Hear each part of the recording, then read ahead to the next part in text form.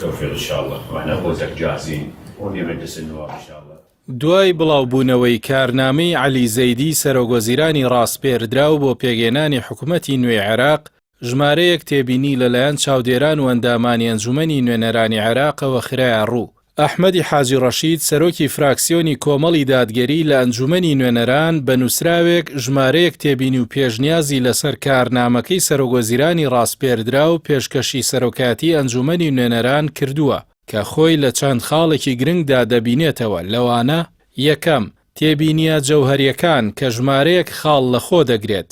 یەک، یاسای نەوت و غاز کە ئەرکێکی دەستوریە و ماوەی زیاتر لە 20 ساڵە دواکەوتووە.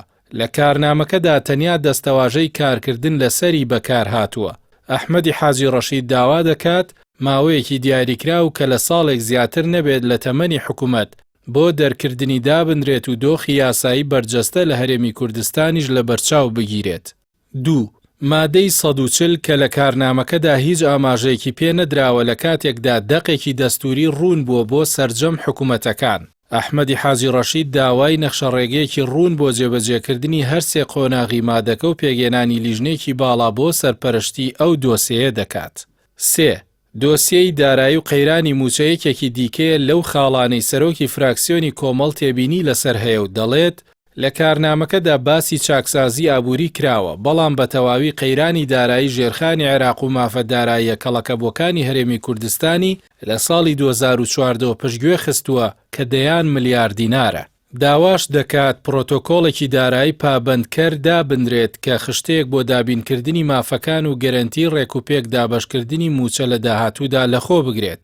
4. پارێزگای هەڵەبجەیەکێکی دیکەی خاڵەکانە و داوا دەکات پلانێکی گەشەپێدانی بۆ دابنرێت و لە بودجەی گشتیدا پارە بۆ بنیاتنانەوەی دامەزراوەکانی لە خاڵی سفرەوە تەرخان بکرێت. دەشڵێت بێدەنگی سەبارەت بە هەڵەبجە لە بەڵگەنامەیەکی فەرمی وەک کارنامەی حکوومەتدا ئاماژەی نەرێنی سیاسی هەڵدەگرێت و ناتوانرێت چاوپۆشی لێ بکرێت.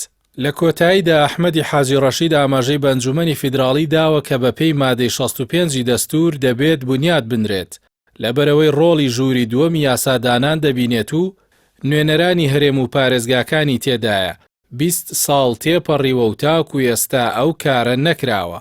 لە کۆتاییدا ئەحمەدی حاجی ڕەشید ڕای دەگەێنێت ئەو تێبینیانە بۆ پەکخستن نییە، بەڵکو بنیاتنەرانەیە و داواکردنی ئیمتیازات نییە و داواکردنی مافە دەستوریەکانە. دەشڵێت وای دەبینم حکوومەت لە ڕێی ڕێزگرتن لە دەستور و چەسپاندنی هاوبەشی فیدراڵیەوە پێک بێت، بەتوانا دەبێت بۆ چەسپاندنی ئارامی و گەشەپێدان بۆ سەرجەم عێراقیەکان. بۆیە هیواخوازین سەرۆکوەزیرانی ڕاستپێردراو ئەم تێبینیانە بەجددی وەربگرێت و پێش ناردنی بۆ دەنگدان بیخاتە نێو کارنامەکەیەوە.